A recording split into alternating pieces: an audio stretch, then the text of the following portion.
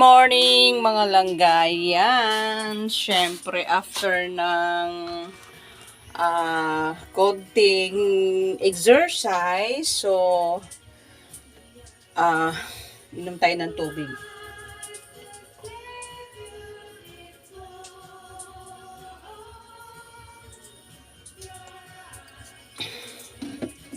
Siyempre pinagpawisan tayo, so ibabalik natin yung tubig sa ating katawan.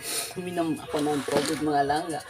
After this, ayan, dahil nakapagpahinga naman na ako, so, nahulog mga langga.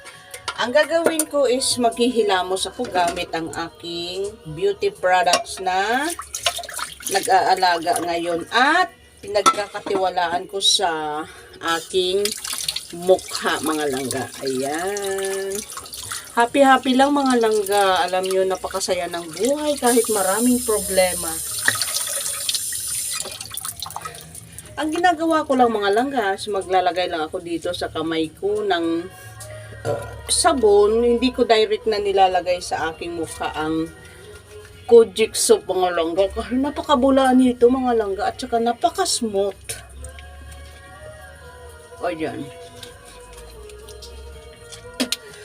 Kaya kayo mga langga na nanay dyan, mami, lola, or may mga problem sa skin natin, ayan, pumili kayo ng mga beauty products na aangkop sa inyong balat mga langga. Kasi iba-iba tayo ng skin type mga langga. Kahit makita natin sa ating kapwa nanay na magandang effect sa kanila, hindi natin pwedeng i-compare ang ating skin sa skin nila mga langga. Bawat isa sa atin ay may ibang uri ng type skin mga langga. So, dahil sensitive naman talaga ang ating mukha, 'di ba? Malayo ang kulay natin sa ating magmula sa kamay natin, malayo ang hindi magkaparehas ang kulay mga langga. Kasi iba yung texture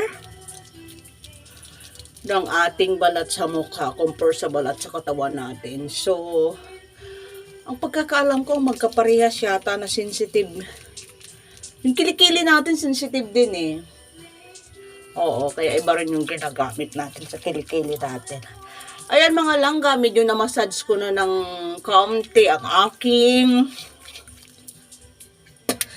mukha. Siyempre para lang naman matanggal yung actually di naman masyadong madumi kasi before tayo matulog naghihilamos tayo di ba? Pero dahil yun talagang kailangan natin gawin, di ba? Paano natin gamitin yung ating mga beauty products sa ating mukha mga langga. Ayan.